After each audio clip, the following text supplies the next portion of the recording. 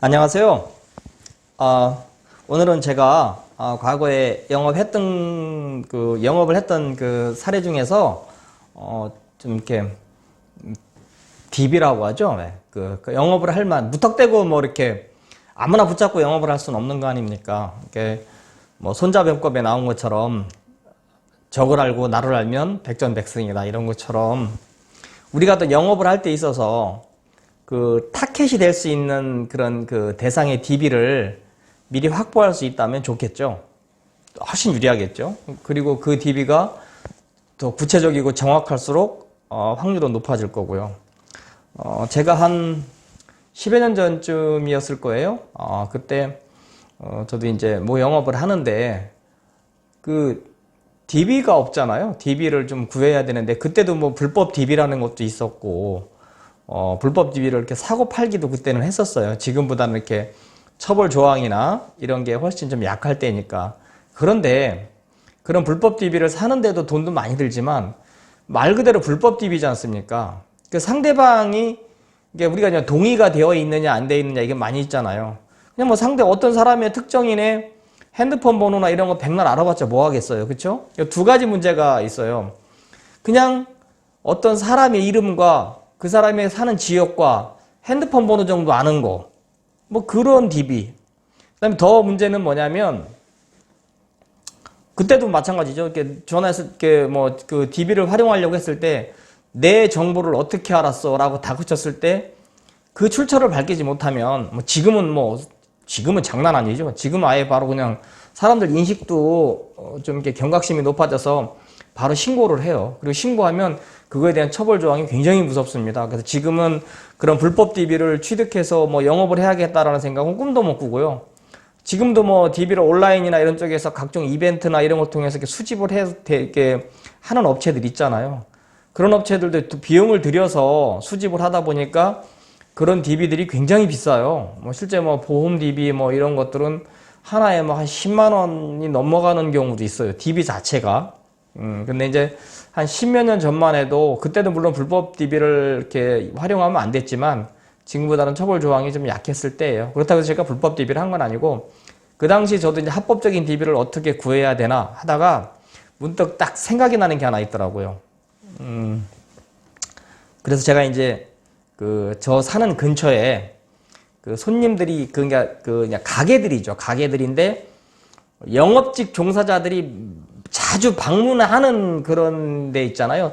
그러려면 때문에 손님이 빈번한 영업사원들도 어디 내가 방문해서 뭐 이렇게 영업을 하려고 하는데 막 안에 손님이 매장 안에 막 시끌벅글하게 많으면 그건 안 가거든요. 그러다 보니까 상대적으로 뭐 손님이 없는 정적인 업종, 뭐 부동산 사무실 아니면 무슨 뭐 세탁소, 미용실 이런데 아무래도 이렇게 영업사원들이 들어가기가 좋으니까 들어가서 이렇게 많이 영업을 했어요. 그래서 저는 그때 그래서 어떻게 할까 DB를 어떻게 할까 나 문득 어떤 미용실 앞을 지나다가 어떤 영업사원이 지나다가가 아니구나 미용실에서 저도 머리를 깎고 있는데 어떤 영업사원이 보이는 사람이 들어와서 무슨 막 이렇게 뭐 이렇게 그 당시 무슨 IT 무슨 제품 뭐 이런 거 그 방법 이런 거 하라고 막 얘기를 하는데 그때 제 머리를 깎아주던 그 미용사 그 원장님이 알겠어요. 생각해 볼 테니까 명함이나 놓고 가세요. 이렇게 얘기를 하더라고요. 그리고 또 이제 머리를 다 깎고 이제 감고서 이제 이렇게 막 말릴 무렵에 또 다른 영업사원이 들어왔는데 그때 아마 뭐 대출인가 뭐 그랬던 것 같아요. 무슨 뭐 대출이 있습니다 뭐 하니까 또 역시 습관적으로 말하는 게 그 원장이 내 생각 필요하면 연락 드릴 테니까 명함 하나 놓고 가세요 하니까 또 명함을 놓고 가요. 그때 머리를 탁 치고 가는 게 있더라고요. 그래서 제가 이제 머리를 다 깎고 원장한테 그랬어요. 저 명함 저거 다 받으면 뭐 하십니까? 그러니까 뭘 뭐해요? 갖다 뭐 다 쓰레기통에 다 버리죠. 그러더라고요. 그래서 그때 저도 이제 생각이 난 게 사실은 제 여동생이 지금 그 광고 디자인 학과를 졸업하고 지금 디자인 공부를 하고 있는데 명함 디자인 같은 거 하게 저게 도움이 되게 저 명함 좀 주시면 안 돼요? 그러니까 주겠다고 가져가라고 하더라고요. 그래서 앞으로 제가 이게 자주 올 테니까 이게 좀 죄송하지만 머리 여기서 제가 깎을 테니까 저도 단골 될 테니까 오는 영업사원의 명함을 쫙 받아서 좀 이렇게 여기 모아주시면 안 돼요? 그랬더니 그렇게 했다고 하더라고요. 그래서 제가 그 일대 다니면서 부동산 사무실 뭐 이렇게 쭉 다니면서 다 부탁을 했어요.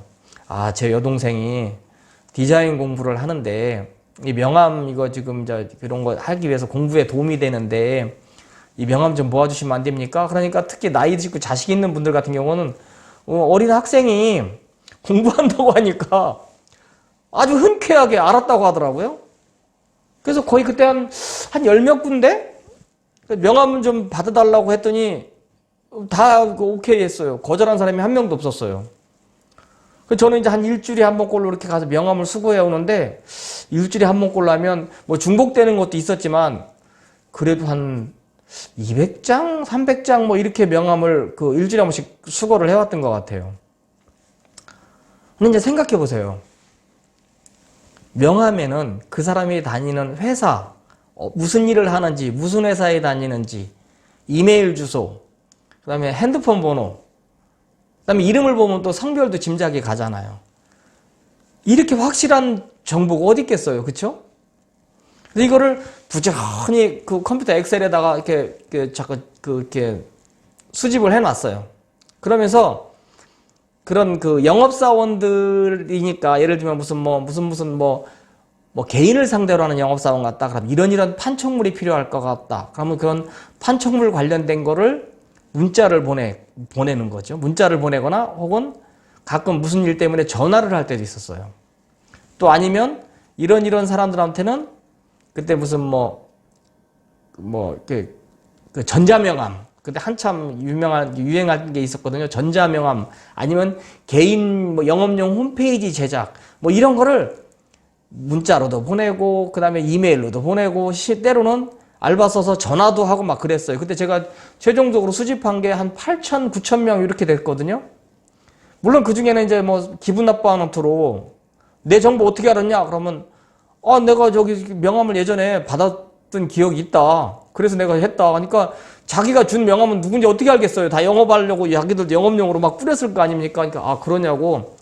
근데 나는 이런 거 받고 싶지 않다. 그렇게 말하는 사람이 있으면 정중하게 알았다고 사과하고, 엑셀에서 그 사람 리스트 수신 거 보니까 삭제하고. 이거를 한 1년 좀 넘게 계속 했어요. 그러니까 한 8, 9천 명 정도 그 일반인도 아닌 영업사원들의 DB가 모여진 거예요. 근데 영업사원들도 본인에 해당되는 영업 분야 외에는 또 다른 고객일 수 있는 거잖아요. 그리고 확실하게 그 출처를 밝힐 수 있는 DB잖아요. 그래서 그때 제가 몇 가지 아이템을 해서 그 영업사원들 세상을 해서 꽤 몇 년 동안 잘 영업을 해먹었던 그 기억이 있어요. 심지어는 나중에 제가 보험 쪽이라든가 이런 쪽에 했을 때 이제 영업사원을 구해야 되는 일이 있었잖아요. 영업을 했던 사람들이잖아요. 해봤던 사람들. 우리가 영업사원을 구할 때 그 생활정보제 광고를 내고 잡 관련된 인터넷 그 구인구직 사이트에 올려도 별의별 이상한 사람들이 다 지원하고 소위 말해 그냥 쭉장이들도 많잖아요. 근데 이거는 소위 말해 영업하는 사람이 그냥 영업해보겠다가 아니고 실제로 막 개척 활동을 해봤던 여기저기 다니면서 막 명함을 뿌려가면서 영업을 했던 사람들, 이거 쉽지 않거든요.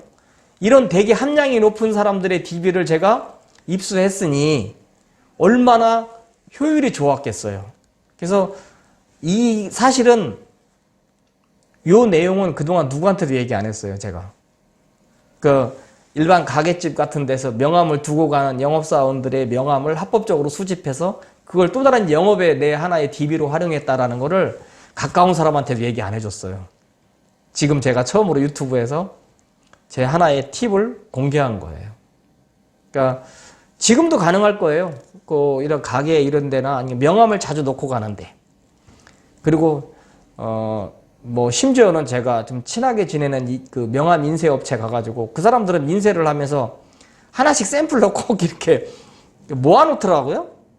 그래서 인쇄 업체 가가지고 이제 아예 명함 인쇄 여기 의뢰 많이 들어와? 이거 많이 들어온대요. 하나씩만 다 빼줘.